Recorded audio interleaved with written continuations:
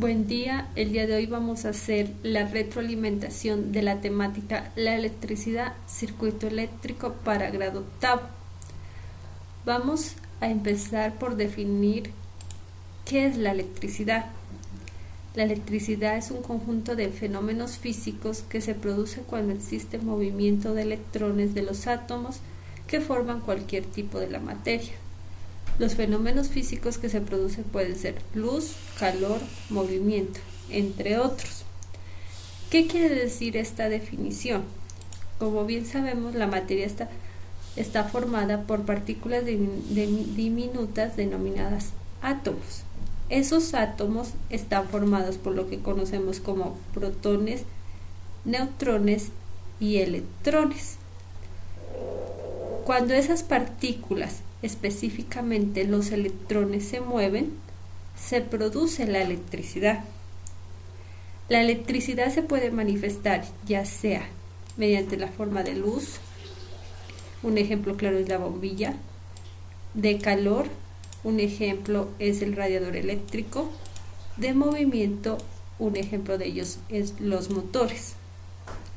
Esa es la forma como se produce la electricidad, cuando esas partículas del átomo, específicamente los electrones, se mueven en un conductor. Un conductor se refiere a un cable, un elemento físico por donde se mueven esas partículas, o sea, es el camino que ellos recorren. Dentro de la electricidad tenemos un concepto que es la corriente eléctrica. La corriente eléctrica se refiere a ese movimiento que hacen los electrones. La electricidad está asociada a esas cargas eléctricas, como mencionamos anteriormente, a los electrones. Cuando se mueven a través del cable, como lo podemos ver en este dibujo, se produce lo que es la corriente eléctrica. En esta otra imagen podemos observar que la corriente eléctrica va de negativo a positivo. Cuando ellos se mueven, se origina lo que es la corriente eléctrica. La cantidad de esos electrones que vimos anteriormente que se mueven a través de un conductor, en este caso el cable, es la intensidad de corriente eléctrica y se mide en amperios y está simbolizado por la letra A mayúscula. Existen dos tipos de corrientes. La corriente continua, que es cuando los electrones circulan en el mismo sentido y en la misma cantidad. Un ejemplo de ello es la pila, la batería y las fuentes de alimentación. Una forma de ver esa corriente gráficamente es de esta manera. Es continua, no presenta cambios.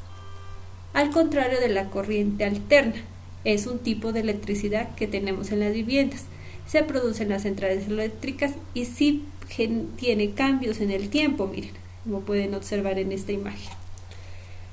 En el caso de nuestras casas, cuando la corriente alterna llega, en nuestras casas hay unos elementos eléctricos que convierten esta corriente alterna a corriente continua, para que nuestros electrodomésticos, como la lavadora, el televisor y el computador, funcionen adecuadamente, ya que estos cambios bruscos de electricidad, de corriente, los pueden averiar, los pueden dañar.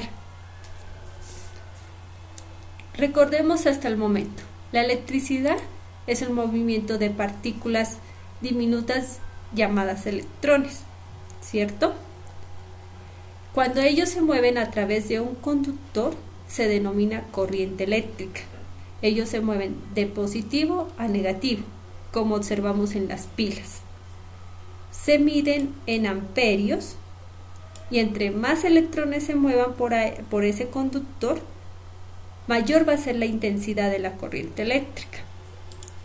Ya vemos que hay dos tipos de corriente, continua y alterna.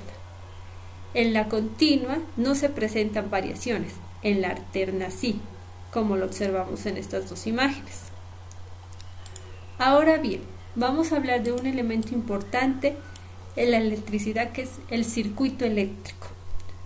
Un circuito eléctrico es un conjunto de elementos conectados entre sí por los que circula la corriente eléctrica. Este es un ejemplo de un circuito.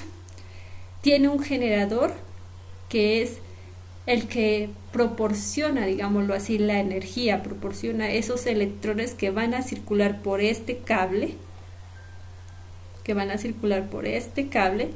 tiene un receptor que es el que me va a convertir esa electricidad, ya en este caso en luz, y tiene un interruptor que me permite controlar cómo va a funcionar ese circuito.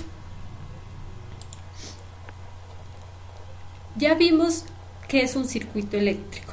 Ahora vamos a ver qué elementos están en un circuito eléctrico.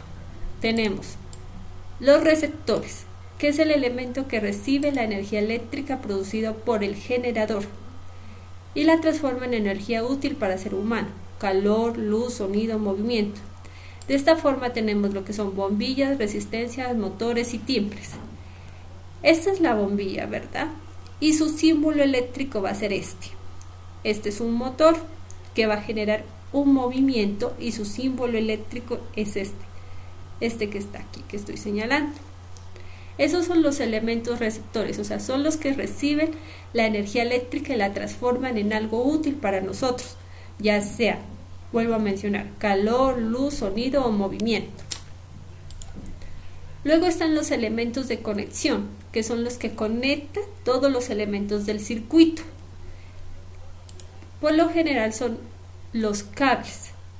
¿Listo? Conocemos el cable de alambre, de cobre, de aluminio, etc. Luego tenemos los elementos de control, que son los que nos permiten controlar el funcionamiento del circuito. Estos son interruptores, pulsadores o conmutadores. El interruptor es el que comúnmente tenemos en nuestra casa, que nos permite encender o apagar el bombillo. Este es un ejemplo de un interruptor. Este es su símbolo eléctrico. Este es un pulsador y este es su símbolo eléctrico. Con estos símbolos es que vamos a dibujar cada uno de los circuitos eléctricos. Luego tenemos los elementos de protección. Son elementos encargados de proteger al resto de los elementos del circuito de corrientes elevadas o fugas. Los más importantes son los fusibles. Este es un fusible y este es su dibujo en símbolo eléctrico. A continuación, muestro la tabla de los diferentes elementos en un circuito eléctrico con su simbología. Tenemos pila o batería, que genera corriente eléctrica; bombilla, que produce luz; motor, genera movimiento; resistencia, genera calor; interruptor, que impide el paso de la corriente; conmutador, alterna la corriente entre dos circuitos; pulsador, que permite o impide el paso de la corriente; y fusible, que protege al circuito; empalme, que conecta dos partes del circuito; timbre, que produce un sonido; y un zumbador, que también produce movimiento. Si pueden observar, aquí están los dibujos de cada elemento y al lado está su simbología. Ahora sí bien, ¿cómo dibujar un circuito mediante símbolos? Este es el circuito que yo les di en la guía, en la actividad que debían desarrollar. Está conformado por 1, 2, 3 bombillas, una pila y un interruptor. Para dibujarlo tengo que irme a mi tabla, tengo que buscar qué símbolos representan las bombillas. Miren, entonces la bombilla es esta, su símbolo es este de aquí. ¿Sí lo ven? Vamos a ver otra acá. Entonces, por eso, como son 3 bombillas, se han dibujado 3 símbolos que representan las bombillas. Luego tenemos una pila o batería. Miren cómo está organizado el polo positivo y el polo negativo. Me voy a mi tabla, observo cuál es el símbolo para pila o batería, que está aquí, y lo dibujo. Miren, aquí está mi pila, mi batería. Por último tenemos el interruptor.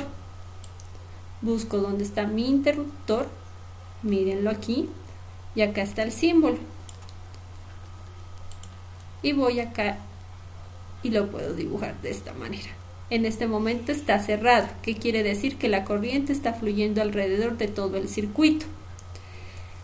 Hay que tener claro que todo tiene que estar unido, miren, no hay espacios abiertos, porque si una parte del cable está suelta, el circuito no va a funcionar y estas bombillas de aquí no van a encender. Recordemos que la electricidad es el movimiento de los electrones, que cuando se mueven a través del circuito producen la corriente eléctrica. Esa corriente eléctrica se mide en amperios, y entre mayor sea el número de electrones que se muevan por el circuito, mayor intensidad de corriente va a haber. Tenemos lo que son los elementos eléctricos, los receptores, que son los que reciben la energía eléctrica y la producen en algo necesario y útil para nosotros. Tenemos los elementos de conexión, que son los cables.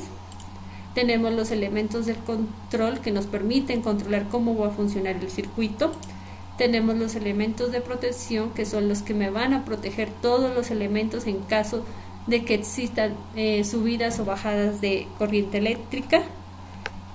Y por último tenemos que tener claro que para representar un circuito es necesario tener en cuenta esta simbología, y que el circuito lo podemos dibujar de dos maneras: con esta representación de la simbología o con dibujos que comúnmente nosotros conocemos.